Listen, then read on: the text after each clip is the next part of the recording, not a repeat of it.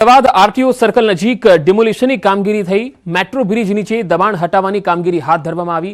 એએમસીના અધિકારીઓએ પોલીસ બંદોબસ્ત સાથે ડિમોલિશનની કામગીરી શરૂ કરી।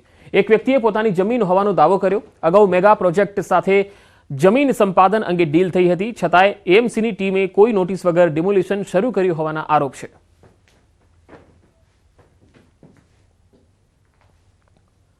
કચ્છ જિલ્લાના ભુજમાંથી અજાણી મહિલાનો મૃતદેહ મળ્યો। ભુજના દંતેશ્વર મહાદેવ મંદિરની પાછળથી મહિલાનો મૃતદેહ મળ્યો।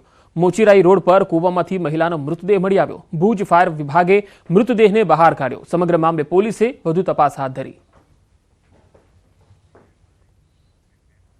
સુરેન્દ્રનગરમાં બે જૂથો વચ્ચે મારામારી થઈ। ચૂડાના મોજીદળ ગામે મારામારીની ઘટના। બંને જૂથ વચ્ચે તલવાર અને લાકડી વડે મારામારી થઈ હતી। હથિયાર વડે હુમલો કરતા 3 લોકો ઇજાગ્રસ્ત થયા। ઇજાગ્રસ્તોને સારવાર માટે હોસ્પિટલમાં ખસેડવામાં આવ્યા। ચૂડા પોલીસે ઘટના સ્થળે પહોંચી વધુ તપાસ હાથ ધરી હતી। તો હથિયાર વડે હુમલો કરતા 3 લોકો ઇજાગ્રસ્ત થયા છે। ચૂડા પોલીસ આ સમગ્ર મામલાની તપાસ કરી રહી છે। તસવીરોમાં જોઈ શકાય છે કે કેવી રીતે બે જૂથ સામસામે આવી ગયા હતા અને હથિયારો સાથે વાખડવા લાગ્યા।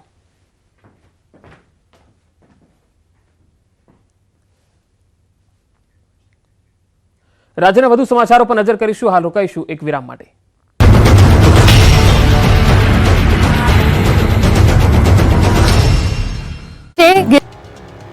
અંજારના ભુવડ નજીક જ એક કેમિકલ કંપની આવી રહી છે અને જેની લોક સુનાવણી શરૂ થાય તે પહેલા જ 20 ગામના લોકોએ અધિકારીઓને ઘેર્યા। અંજારમાં ખાનગી કંપની માટે લોક સુનાવણી યોજાઈ, જેના વિરોધમાં 20 થી વધુ ગામના લોકો ભેગા થયા। ભુવડ, ખેડોઈ અને આસપાસના ગામના રહેવાસીઓએ આ કેમિકલ કંપનીનો વિરોધ કર્યો। લોકોએ મોટી સંખ્યામાં એકત્રિત થઈને લોક સુનાવણીનો વિરોધ કર્યો। લોક સુનાવણી રદ કરવાની માંગ સાથે સ્થાનિકોએ હલ્લાબોલ કર્યો। વિરોધ વચ્ચે પણ પ્રાંત અધિકારી ટસનામસ ન થયા અને સુનાવણી રદ ન કરતા લોકો વધુ ભડક્યા। સ્થાનિકોએ સુનાવણી સ્થળે જ ધરણા શરૂ કર્યા। અંદાજિત 700 થી 800 લોકોએ ઉગ્ર વિરોધ પ્રદર્શન કરતા પ્રાંત અધિકારી અને જીપીસીબી અધિકારીને પરસેવો છૂટી ગયો। લોકોને સાંભળ્યા વગર લોક સુનાવણી પૂર્ણ જાહેર કરી અંજાર પ્રાંત અને જીપીસીબી અધિકારીએ ચાલતી પકડી। નોંધનીય છે કે અંજારના ભુવડ પાસે કેમિકલ ઉપરાંત સ્ટોરેજ કંપની આવી રહી છે। ગ્રામજનોએ આ કંપની સામે વિરોધ વ્યક્ત કરી લડત કરવાની તૈયારી બતાવી છે। ગામ નજીક આવતી કેમિકલ કંપનીથી માનવ વસાહત પાસે જ હોવાથી વ્યાપક નુકસાન થશે તેવો ભય છે। 3 થી 4 તળાવો જે આ ગામની જીવાદોરી છે તે પણ દૂષિત થશે। 3000 થી વધુ પશુધનને નુકસાન થશે। આ વિસ્તારમાં બાગાયતી અને ખેતીના પાકોમાં પણ વ્યાપક નુકસાન થશે તેવો લોકોને ડર છે। વડોદરામાં દબાણકર્તાઓ પર 10 દિવસથી તવાઈ ચાલી રહી છે। વિવિધ વિસ્તારમાં ખડકી દેવાયેલ દબાણો પર બુલડોઝર ફરી વળ્યું છે। વડોદરાના મનપા કમિશનર દિલીપ રાણા એક્શન મોડમાં છે। શહેરમાં સતત 10મા દિવસે દબાણ હટાવવાની કાર્યવાહી યથાવત છે। ગુરુવારે પિરામિતા રોડ પર આવેલું ફિશ માર્કેટ સીલ કરાયું। રાવપુરા પોલીસના ચુસ્ત બંદોબસ્ત સાથે ફિશ માર્કેટ સીલ કરવામાં આવ્યું। અનેક નોટિસ બાદ પણ પરવાના ફી ન ભરતા ફિશ માર્કેટ સીલ કરાયું। છેલ્લા 5 વર્ષથી વધુ સમયથી નોટિસ આપ્યા છતાં પણ કોઈ કાર્યવાહી કે પછી ફી નહોતી ભરવામાં આવતી, જેથી વડોદરા કોર્પોરેશનની માર્કેટ શાખા અને દબાણ શાખાની સંયુક્ત કાર્યવાહી અહીં ચાલી। શહેરના રાજમહેલ રોડ ઉપર પિરામિતા પોળની અંદર આવેલા મચ્છી માર્કેટ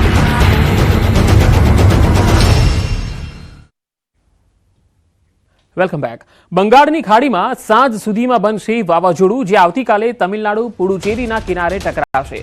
હવામાન વિભાગની આગાહી છે કે 90 કિલોમીટરની ઝડપથી અહીંયા પવન ફૂંકાઈ શકે છે। તમિલનાડુમાં 3 દિવસ વરસાદનું રેડ એલર્ટ અપાયું છે। તમિલનાડુ સહિત 5 રાજ્યમાં અતિભારે વરસાદની શક્યતા છે। પોરબંદરમાં ભર શિયાળે આંબામાં કેસર કેરી પાકતા લોકોમાં આશ્ચર્ય ફેલાયું। પોરબંદર માર્કેટિંગ યાર્ડમાં ખેડૂતે ઊંચા ભાવે શિયાળામાં પાકેલી કેરીની હરાજી કરી। મહત્વનું છે કે કેસર કેરીને ઉનાળુ ફળ ગણાય છે, ત્યારે માર્કેટિંગ યાર્ડમાં સુદામા ફ્રૂટ કંપની ખાતે એક બોક્સ કેસર કેરી એટલે કે 10 કિલો કેસર કેરી વેચાણ માટે આવી। આ કેસર કેરીનું હરાજી દરમિયાન 8500 રૂપિયા જેટલા ઊંચા ભાવે વેચાણ થયું। 1 કિલો કેરીની 851 રૂપિયાના ઐતિહાસિક ભાવે વેચાણ થયું। આટલી વહેલી કેરીના આગમનની આ ઘટના ન માત્ર ગુજરાતમાં પરંતુ દેશમાં પ્રથમ ઘટના હોવાનું હરાજી કરનાર વેપારીએ જણાવ્યું। બીજી તરફ ખેડૂતે કહ્યું કે અમોએ દેશી ખાતરનો વધુ ઉપયોગ કર્યો અને વરસાદ પણ સારો હોવાથી આંબામાં વહેલી ફ્રૂટ થઈ। આવનાર સમયમાં પણ કેરીનો સારો ફાલ આવે તેવી આશા તેમણે વ્યક્ત કરી। કે સૌરાષ્ટ્ર ગુજરાતની અંદર આ માર્કેટની અંદર પોરબંદર માર્કેટમાં પહેલી કેસર કેરી આવી હશે એવું અનુમાન કરું છું। અને પોરબંદર જિલ્લા તરીકે ખેડૂત તરીકે પણ મને ખૂબ રાજીપો છે। અને અહીંયા અમે સુદામા જે ફ્રૂટ છે આપણે નીતિનભાઈ દાસાણી એમને ત્યાં અમે લઈને આવ્યા હતા અમને 1 કિલાના 851 રૂપિયા ભાવ સ્વીજો છે આ પહેલી કેરીનો, એટલે આમ 10 કેજીનો કહેવાય તો 8,500 રૂપિયા બોક્સ થયું છે. નોર્મલી કેરી આવે છે ત્રીજા મહિનાથી સ્ટાર્ટ થાય છે, ગીરમાં ત્રીજા ચોથા મહિનાથી સ્ટાર્ટ થાય છે, પણ પોરબંદરની જગ્યા અનુકૂળ છે કેરીના પાક માટે બડા ડુંગરની, એટલા માટે આ કેરી 9મા મહિનાની ફૂટ હતી એટલે આજે આ બજારમાં આવી છે. વડોદરાના સાવલી તાલુકાના ખેડૂતો ચિંતામાં મુકાયા. રવિ પાકની સિઝન આવી ગઈ છે, પરંતુ હાલ ખેડૂતો સિંચાઈના પાણી માટે વલખા મારે છે. રવિ પાકની ખેતી માટે કેનાલનું પાણી નથી મળતું. કેનાલ રિપેરિંગનું કામ મંથર ગતિએ ચાલી રહ્યું હોવાથી ખેડૂતો સિંચાઈના પાણીથી વંચિત રહ્યા છે. ડીઝલ પંપ વડે પાણી સિંચી અને પાક બચાવવા મજબૂર બન્યા. સાવલીમાં કપાસ, તમાકુ, શાકભાજી, ઘઉં, ડાંગર જેવા પાકોની વાવણી કરાય છે, ત્યારે ખેડૂતોએ વહેલી તકે કેનાલોમાં પાણી છોડવાની માંગ કરી.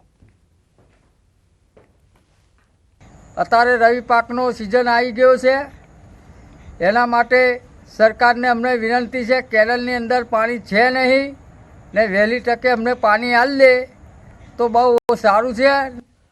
મોરબીમાં ફ્રૂટનો વેપાર કરતા એક શખ્સે સગીરાનું અપહરણ કરી દુષ્કર્મ આચર્યું. આમીન રહેમાન મીર નામના એક શખ્સે સગીરાને લલચાવી, ફોસલાવી અપહરણ કરી અને દુષ્કર્મ આચર્યું. સગીરાના પિતાએ મોરબી તાલુકા પોલીસ મથકમાં ફરિયાદ નોંધાવી. તાલુકા પોલીસે આરોપી આમીન રહેમાન મેરની ધરપકડ કરી આગળની તપાસ હાથ ધરી. અમદાવાદના લારી ગલ્લા પાથરણા સંઘ સંગઠન નિર્માણની બેઠક મળી. આ બેઠકમાં પાથરણાવાળાએ તંત્ર સામે પોતાની વિવિધ માંગ મૂકી. તેમણે સ્ટ્રીટ વેન્ડર પોલિસી માટે વોર્ડ વાઇઝ ચૂંટણીની માંગ કરી. સિલેક્ટેડ કમિટીને કાઢીને ઇલેક્ટેડ કમિટી કામ કરે તેવી માંગ કરી.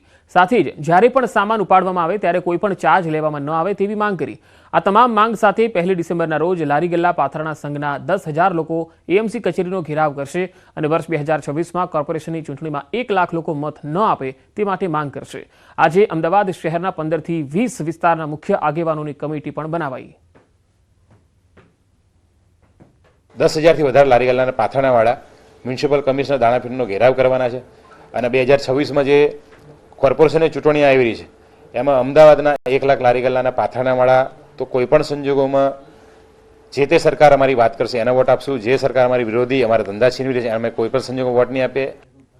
વડોદરામાં MS યુનિવર્સિટીની વધુ એક ગંભીર બેદરકારી સામે આવી. ચીફ ગેસ્ટના સમયના ભાવે પદવીદાન સમારોહ ટલ્લે ચડ્યો. હજારો વિદ્યાર્થીઓ ડિગ્રીથી વંચિત રહ્યા. ચીફ ગેસ્ટના નામના અન્ય વિકલ્પનો વિચાર કરવાને બદલે સત્તાધીશો પદવીદાન સમારોહના આયોજનમાં જ વિલંબ કરી રહ્યા છે. સત્તાધીશો ચીફ ગેસ્ટ તરીકે કયા મહાનુભાવને આમંત્રિત કરવા માંગે છે એ પણ અસ્પષ્ટ છે. ગત જૂન મહિનામાં પરિણામો જાહેર કરવામાં આવ્યા હતા, જે બાદ પદવીદાન સમારોહની પ્રાથમિક તૈયારી પૂરી થઈ. ડિગ્રી સમયસર એનાયત કરવામાં ન આવે તો મેડિકલના વિદ્યાર્થીઓનું વર્ષ બગડી શકે છે. नहीं है, लेकिन ये देखिए ये यूनिवर्सिटी की नैतिक जवाबदारी होती है, उसमें कोई किसी को कहे और फिर वो काम किया जाए, ऐसा नहीं होता. यूनिवर्सिटी ऑलरेडी सितंबर महीने से हम लोग पूरी तरह से, आपको ये जान के खुशी का अनुभव होगा कि हमारे सारे के सारे रिजल्ट्स जून महीने में ही निकल गए थे. यानी कि उसके बाद से हम लोग कन्वोकेशन करने के लिए जो हमारी बेसिक तैयारी है वो हम लोग पूरी कर चुके हैं. हम लोग बहुत शीघ्र ही हमारा जैसे ही चीफ गेस्ट का डेट फाइनल हो जाएगा. અંબાજીની સબ ડિસ્ટ્રિક્ટ હોસ્પિટલમાં બ્લડ સ્ટોરેજની શરૂઆત થઈ. ઇમરજન્સીમાં લોકોને લોહી મળી રહે તે માટે બ્લડ સ્ટોરેજ ખુલ્લું મુકાયું. પેથાણી બ્લડ બેંક સાથે ટાઈઅપ કરીને અંબાજીમાં બ્લડ ડોનેશન કેમ્પ યોજાયો, જેમાં હોસ્પિટલના સ્ટાફ સહિત મોટી સંખ્યામાં લોકોએ બ્લડ ડોનેટ કર્યું. કેમ્પસમાં 60થી વધુ બોટલ બ્લડ એકત્રિત કરાયું. હોસ્પિટલના સુપરિન્ટેન્ડન્ટે આ બ્લડ સ્ટોરેજ આદિવાસી સમાજના દર્દીઓ, પ્રસૂતાઓના મૃત્યુદરને ઘટાડવા અસરકારક સાબિત થશે તેવી આશા વ્યક્ત કરી. હોય તેમજ જે ડિલિવરીના દર્દી હોય તેને જરૂરિયાત પડે ત્યારે લોહી લેવા માટે એમને પાલનપુર જવું પડતું હતું અને આ બ્લડ સ્ટોરેજ સેન્ટર ચાલુ કરવાના કારણે તેઓને જે સરકારની જે યોજના તેમજ PM જેવી યોજના છે તેમને સંપૂર્ણ ફ્રીમાં લોહી મળી રહેશે, જેના કારણે તેમનો મૃત્યુદર પણ ઘટી શકશે અને જરૂરિયાતવાળા દર્દીને આપણે લોહી પણ પૂરું પાડી શકીશું. રાજ્ય સરકારે કરેલા ઠરાવનું આખરે સુરત પાલિકાએ અમલીકરણ કર્યું. રાજ્ય સરકાર દ્વારા વર્ષ 2022માં એક ઠરાવ કરાયો હતો, જેમાં સંસ્થાઓને ગુજરાતી ભાષામાં સાઇન બોર્ડ અને દિશા નિર્દેશ બોર્ડ લગાડવા નોટિસ અપાઈ હતી. મહાનગરપાલિકાના જે પણ વિસ્તાર છે અને અન્ય મહાનગરપાલિકાઓ છે એમાં જે પણ સાઇન બોર્ડો હોય, દુકાન પર જે નામો લખેલા હોય, નામ હોય, દિશા નિર્દેશ હોય, એ તમામ વસ્તુ એ ગુજરાતી ભાષામાં હોવા જોઈએ. એની માંગ મારી 2019થી હતી. મહિનાની 2022માં રમતગમત અને યુવા અને સાંસ્કૃતિક વિભાગ દ્વારા એક ઠરાવ કરેલો હતો. એ ઠરાવમાં એવું દર્શાવેલું હતું કે કોઈ પણ સરકારી કે અર્ધ સરકારી યુનિટ હોય, કોઈ પણ જાહેર સ્થળ હોય, નામ હોય, દિશા નિર્દેશ હોય, કોઈ પણ સૂચન હોય, કે જાહેર સ્થળ પર જાહેરાત હોય કે અંગ્રેજી કે હિન્દીની સાથે સાથે ગુજરાતીમાં હોવું ફરજિયાત છે, પરંતુ સુરત મહાનગરપાલિકા આનો અમલ કરતી નહોતી, મ્યુનિસિપલ કમિશનરશ્રી આનો અમલ પર કરતા નહોતા. એટલે એ બાબતે એક ફરિયાદ એક લેટર દ્વારા મેં માનનીય મુખ્યમંત્રીશ્રીને લખેલો અને સુરત શહેરના અલગ અલગ વિસ્તારમાંથી 400થી વધુ પુરાવો એમની સમક્ષ રજૂ કરેલા.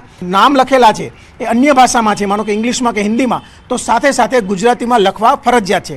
આ મારી માંગ હતી અને સુરત મહાનગરપાલિકાએ આજથી એમનો અમલ કરવાનો શરૂ કર્યો છે.